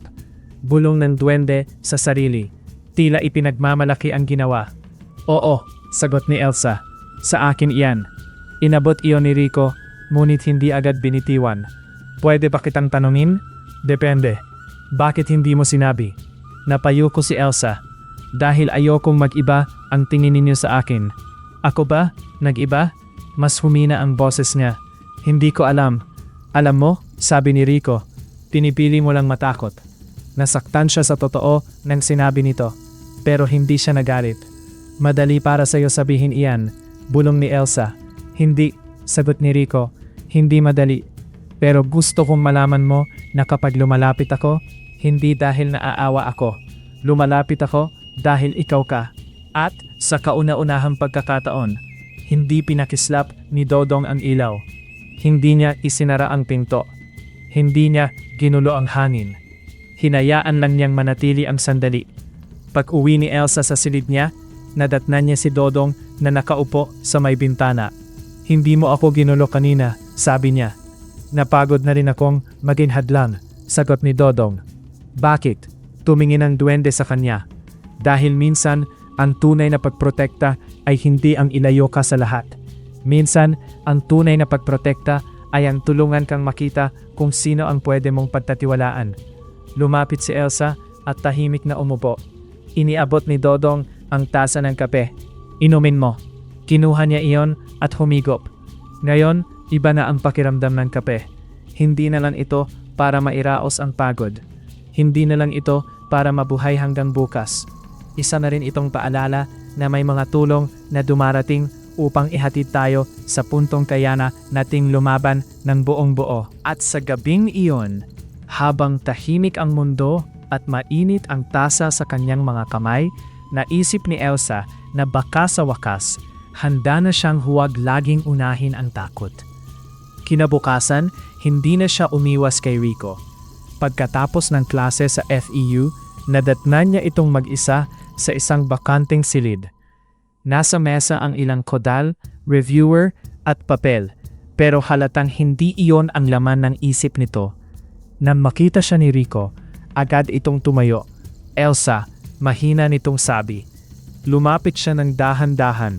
Hindi na siya nakayuko. Hindi na rin siya nanginginig gaya ng dati. May kaba pa rin, pero hindi na iyon sapat para patakbuhin siya palayo. Kailangan nating mag-usap, sabi niya. Tumango si Rico. Matagal ko nang hinihintay iyan. Tahimik muna silang dalawa. Parang kapwa pinipili ang mga tamang salita. Si Elsa ang unang nagsalita. Gusto kong marinig mo mismo sa akin, sabi niya. Hindi mula sa bulungan ng iba. Hindi mula sa chismis. Nakatingin lang si Rico sa kanya. Mahina ang buhay ko, patuloy ni Elsa. Wala na akong mga magulang. Ako lang mag-isa. Kaya ako nagtatrabaho sa gabi. Kaya ako naglilinis, naghahain, naghuhugas ng pinggan, at ginagawa ang lahat para makapag-aral. Wala akong ibang maaasahan. Bahagyang nanininig ang boses niya, pero hindi siya tumigil. Kumakapit ako sa pag-aral dahil iyon lang ang nakikita kong paraan para mabago ang buhay ko. Pero sa totoo lang, natatakot ako palagi. Natatakot akong hindi sapat ang sipag ko. Natatakot akong kahit anong gawin ko, may mga taong titingin pa rin sa akin na parang mababa ako. Mas lumalim ang titig ni Rico. Wala roong awa, wala ring pagmamaliit. Puro pakikinig lang. Kaya hindi ko sinabi sa'yo, bulong ni Elsa. Ayokong makita mo akong kaawa-awa. Tahimik na humakbang palapit si Rico. Elsa, makinig ka sa akin. Napataas siya ng tingin. Hindi kita minahal dahil naawa ako sa'yo, sabi niya. Hindi kita minahal dahil gusto kitang sagipin. Minahal kita dahil sa talino mo, sa tapang mo, sa dangal mo, sa paraan ng pagbangon mo araw-araw, kahit halos wala nang maibang bangon. Namasa ang mga mata ni Elsa. Hinangaan kita bago ko pa nalaman ang lahat, dugtong ni Rico. At lalo kitang hinangaan nang malaman ko kung gaano kabigat ang dinadala mo. Hindi ka mababa, hindi ka kahabag-habag. Ikaw ang pinakamatatag na taong nakilala ko. Napaluha si Elsa. Hindi iyon luha ng hiya.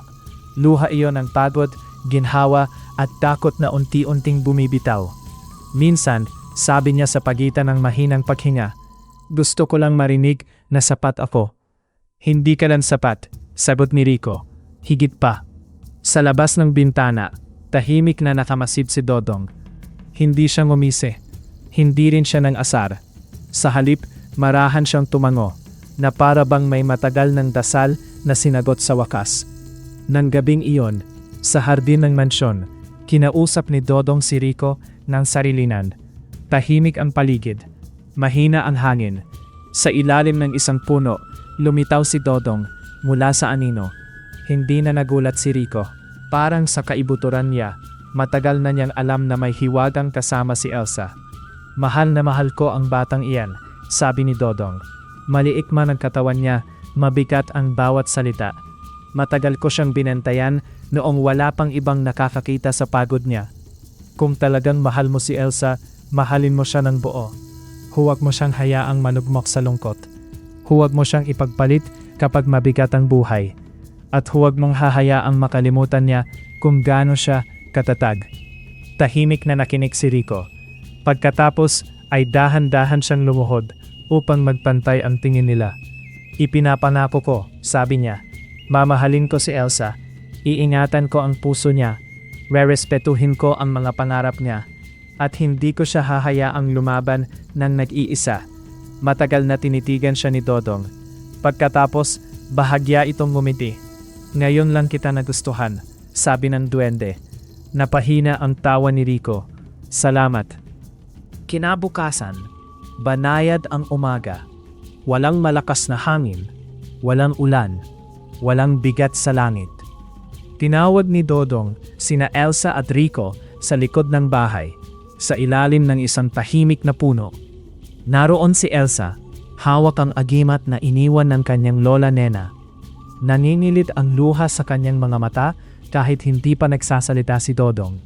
Dodong, bulong niya. Bakit ganyan ang tingin mo? Huminga ng malalim ang duwende. Dahil dumating na ang araw na ito. Anong ibig mong sabihin? Lumapit si Dodong sa kanya. Elsa, hindi mo na kailangang umasa sa hiwaga para makalakad. Hindi dahil naubos ang kabutihang iniwan ko, kundi dahil kaya mo na. Napailing si Elsa. Ayokong umalis ka. Hindi naman kita tunay na iiwan, sabi ni Dodong.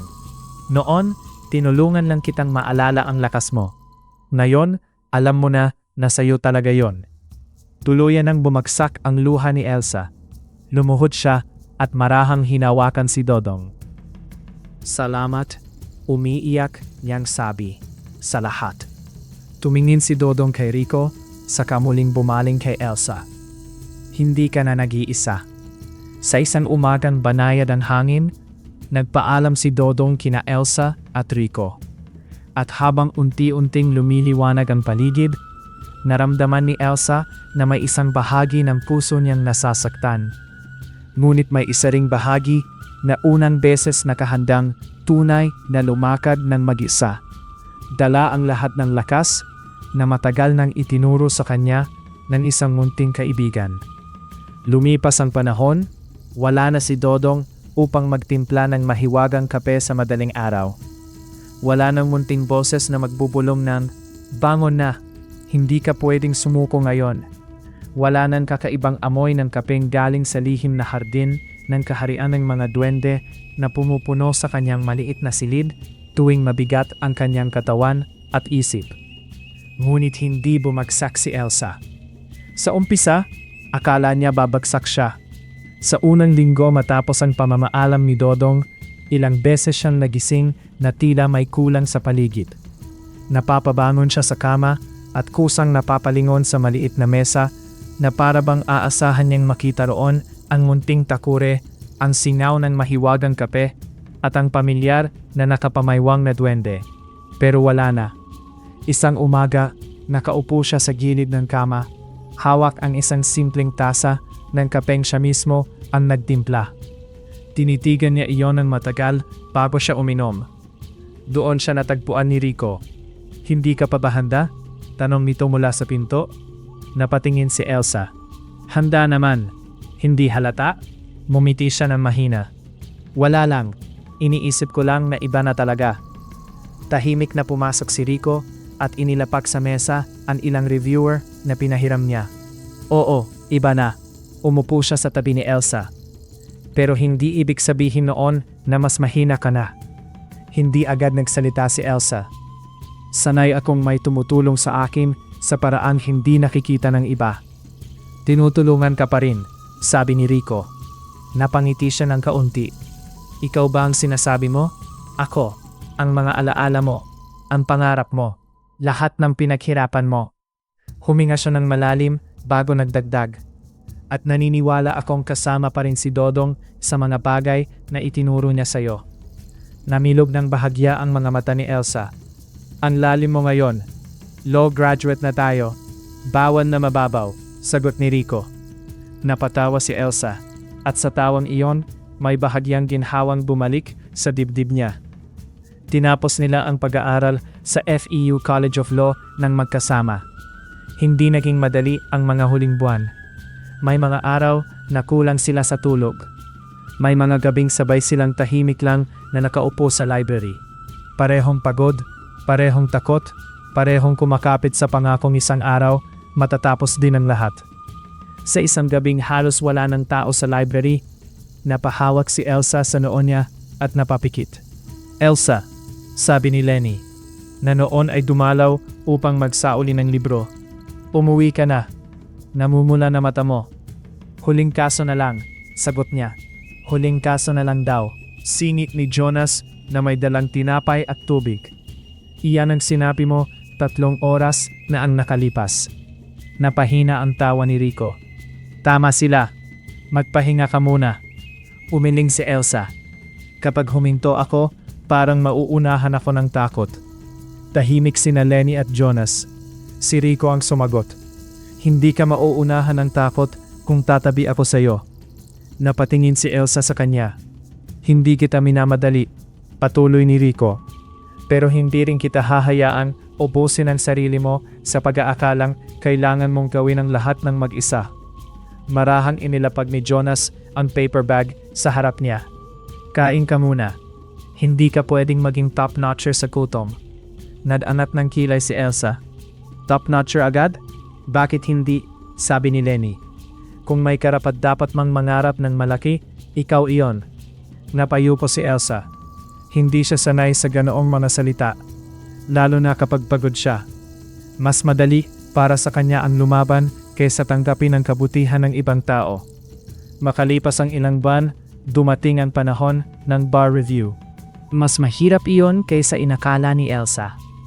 Hindi lang dahil makapal ang babasahin at mabigat ang pressure, kundi dahil sa kauna-unahang pagkakataon sa mahabang panahon, wala na ang mahiwagang kape ni Dodong na magpapaalala sa kanya na kaya pa niya. Ngayon, tao lang ang mayroon siya. At minsan, sapat pala iyon. Sa umaga, gigising siya sa alarm. Sa halip na mahiwagang kape, Simpleng itim na kape na lang ang timpla niya. Minsan mapait, minsan matabang, minsan malamig na bago pa niya maubos. Pero iniinom pa rin niya iyon habang inaalala ang mga sinabi ni Dodong noon. Hindi nito binubuo ang lakas mo mula sa wala. Pinapalakas lang nito ang meron ka na. Sa isang madaling araw, nadatnan siya ni Rico na nakatulog sa ibabaw ng mga reviewer. Maingat nitong tinapik ang balikat niya. Elsa, humiga ka muna. Ayaw pa sana niyang bumangon, pero nang buksan niya ang mga mata, nakita niya ang pag-aalala sa mukha ni Rico. Hindi iyon awa, hindi iyon pagkadominante. Purong pag-aaruga lang. Baka hindi ko matapos ito, bulong ni Elsa. Lumuhod si Rico sa tabi ng silya niya. Hindi mo kailangang tapusin ang lahat sa isang gabi. Kailangan ko. Hindi. Mahinahon itong sagot. Ang kailangan mo ay manatiling buo hanggang dulo. Napapikit si Elsa. Natatakot ako. Alam ko. Paano kung hindi ako pumasa? Haharapin natin. Paano kung pumasa ka, tapos ako hindi? Hindi iyon ang iniisip ko. Ano ang iniisip mo? Tiningnan siya ni Rico ng diretsyo. Na kahit ano ang resulta, hindi nababawasan ang halaga mo. Doon siya napaluhan ng tahimik. Hindi na siya nagtanong pa. Pinayagan niyan si Rico ang magtabi ng mga papel, maglagay ng kumot sa balikat niya, at magbantay habang nagpapahinga siya ng ilang minuto. Dumating ang araw ng bar exam. Mahabang araw, mabibigat na tanong, nakatutuyong lalamunan, nanininig na mga daliri. Ngunit sa bawat sandaling gustong matakot ni Elsa, naaalala niya ang lahat ng pinagdaanan niya bago pa man siya makarating doon. Mga gabing naglinis siya ng sahig bago magbasa ng kaso. Mga araw na gutom siya pero pumapasok pa rin. Mga umagang binuhay siya ng mahiwagang kape. Mga panahong akala niya wala na siyang kakampi pero meron pala. Nang matapos ang huling araw ng bar, sabay silang lumabas ni Rico sa gate. Pareho silang tahimik. Pareho ring pagod na pagod. Pero nang tumingin sa kanya si Rico, ngumiti ito. Tapos na. Oo, sabi ni Elsa at halos hindi siya makapaniwala. Tapos na. Lumipas ang mga buwan ng paghihintay. At isang umaga, dumating ang araw ng resulta. Magkasama sila ni Rico, kasama sina Lenny at Jonas, sa harap ng laptop. Nanginginig ang kamay ni Elsa. Hindi siya makalapit sa screen. Ako na, sabi ni Jonas. Hindi, sabay sabi ni na Elsa at Rico. Napatawa si Lenny kahit kabado rin. Sabay-sabay nating tingnan. Mabagal na umusad ang pahina. Mabagal masyado. Halos mabaliw si Elsa sa kaba. Tingnan mo na, sabi ni Rico. Marahang hawak ang kamay niya. Paglabas ng listahan, ilang segundong walang nagsalita. Pagkatapos ay napasigaw si Lenny. Pumasa ka? Pumasa ka. Hindi agad nakaunawa si Elsa. Sino? Kayo, sigaw ni Jonas. Pareho kayong pumasa. Napahawak si Elsa sa bibig niya. Biglang nanghina ang tuhod niya. Napaupo siya sa silya habang umiiyak at tumatawa ng sabay. Sa tabi niya, mariing napapikit si Rico. Saka napayuko na parabang nagpasalamat sa lahat ng pwedeng pasalamatan. Ngunit hindi pa doon natapos ang lahat. Sandali, sabi ni Lenny. Halos hindi makahinga. Tingnan niyo ito. Tingnan niyo ito. Muling lumapit ang lahat sa screen. At doon niya nakita. Nakasulat ang pangalan niya sa talaan ng mga nanguna. Top 3. Napatigil si Elsa. Parang bumalik sa kanya ang buong buhay niya sa isang iglap. Ang maliit na silid, ang mansyon, ang mga kodal, ang pagod, ang kahihiyan, ang pagbangon, ang tasa ng mahiwagang kape sa madaling araw. Si Dodong. Top 3 ka, umiiyak na sabi ni Lenny. Elsa, bulong ni Jonas. Ikaw iyan. Napatingin siya kay Rico. Hindi siya makapagsalita. Mas basang-basa ang mga mata ni Rico kaysa sa inaasahan niya. Humawak ito sa magkabilang balikat niya at marahang nagsabi, "Tinupad ko ang pangako ko sa kanya. Pero ikaw, Elsa, ikaw ang tunay na lumaban para makarating dito." At doon, tuluyan nang bumuhos ang luha ni Elsa. Hindi dahil sa taas ng ranggo, hindi lang dahil abogado na siya, kundi dahil sa wakas, lubos niyang naunawaan ang iniwan sa kanyang huling aral ni Dodong. Ang lakas na matagal niyang inakala na hiram lamang ay sarili niya palang lakas mula pa noong una. Maya-maya, isang banayad na hangin ang dumaan sa bukas na bintana. Kumaluskos ang mga dahon. At sa tabi ng laptop, sa mismong gilid ng mesa, may isang munting butil ng kape. Walang nagsalita. Ngunit napaniti si Elsa sa gitna ng luha. Doon nagtapos ang kwento. Sa pag-ibig, sa pangako, sa pagsisikap, at sa katotohanang ang pinakamagandang himala ay ang paniniwalang kaya mong